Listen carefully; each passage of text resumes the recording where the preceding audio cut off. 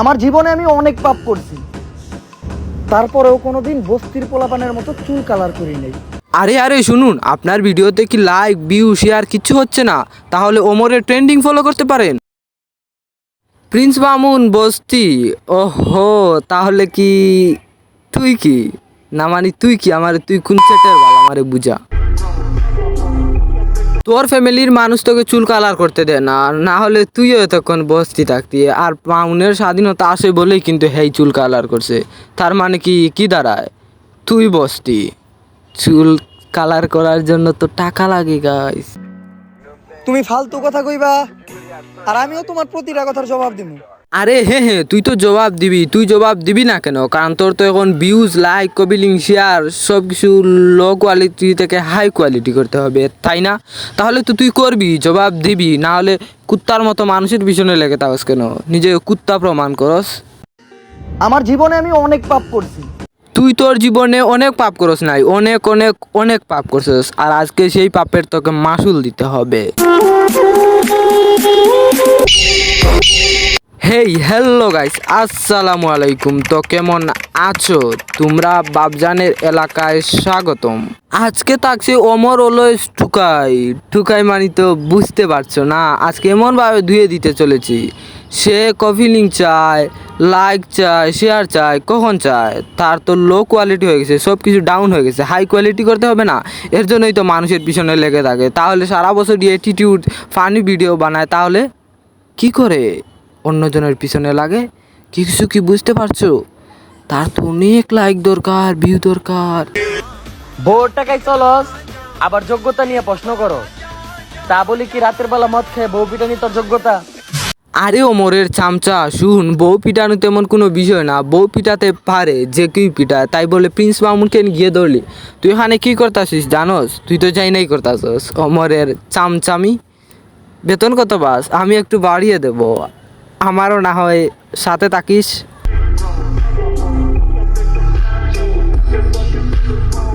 ওমরের চামচামি না করে তুই কিছু কর, যেন মানুষ তোর চামচামি করে। হালার ছাগলের 3 নাম্বার বাচ্চা। যারা পপুলার না টিকটকে তাদেরকে তো ওমর রুস্ট করে না। এখন তো ওমর রুস্টার। এখন করবে কি? ফারহানের তো 5 মিলিয়ন প্লাস ফলোয়ার্স আছে। এখন কি করবে? মিলিয়ন যখন আছে, হেই তো ভিউ কামানোর ধান্দা, ভিউ কামাইতে পারবো। এর জন্য ফারহানকে বলছে লিপস্টিক আপা, হেই ইউটিউব চ্যানেল একটা ভিডিও সারছে, দেখে আসতে পারো। রুস্টার এখন হ্যাঁ।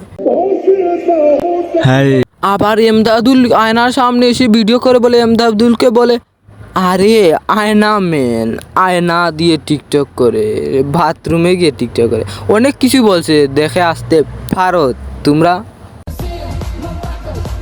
লায়লার স্বামী মামুনকে ওমর বলল ঠুকাই, তো লায়লার তো গায়ে লাগবে, এই জন্য লায়লাও রিপ্লাই ভিডিও দিল। আর ওমরের চামচারা একটু বেশি লাফিয়ে তারাও রিপ্লাই দেয়। ওই যে তোমরাই বুঝে নাও, একটা মানুষ কখন মানুষকে নিয়ে সমালোচনা করে, সে যখন উপরে উঠতে চায়।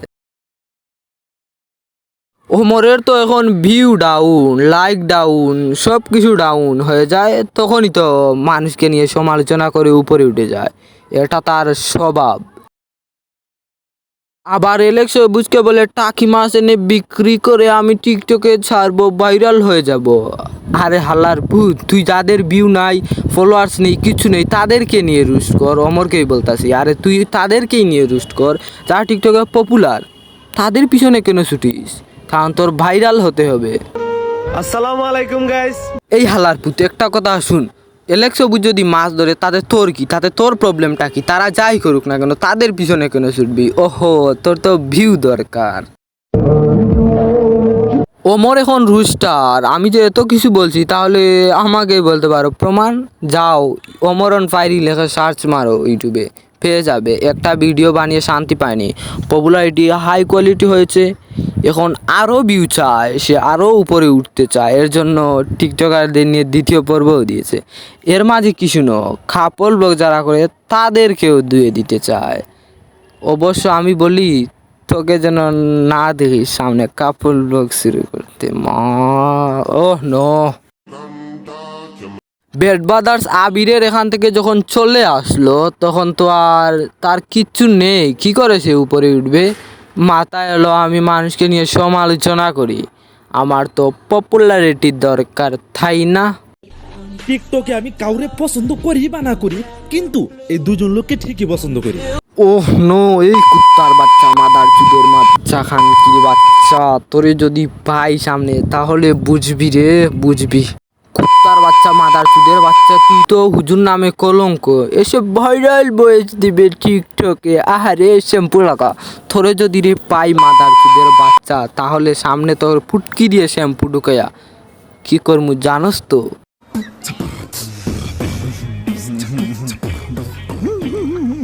এই হুজুর কুত্তার বাচ্চারও ভিউ দরকার, সব কিছু দরকার। এর কারণে তো ব্যাড ব্রাদার্স অ্যান্ড ওমর রেনিয়া দুজনই নিয়ে বানাইতেছে। ওমর একটু উপরে উঠছে, আর ব্যাড ব্রাদার্স তো আগে হাই কোয়ালিটি আছে। তুই যখন এত 70 পথে হাঁটিস, তাহলে আবির কেন এদেরকে নিয়ে ভিডিও বানায় না? কারণ সে হাই কোয়ালিটিতে আছে অলরেডি।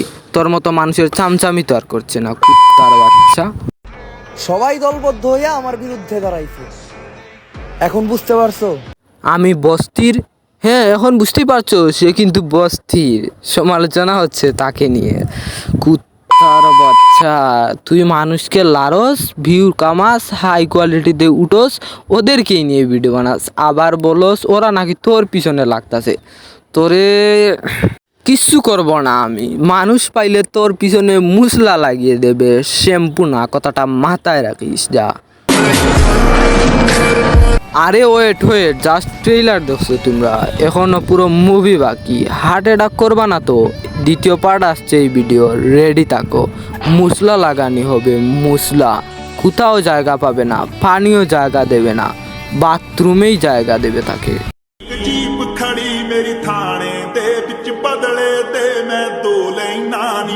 তো আজকের মতো বিদায় নিচ্ছি প্রিয়, দেখা হবে নতুন কোনো ভিডিওতে, নতুন কোনো রূপে। অমরের মশলা লাগানো এখনও কিন্তু বাকি।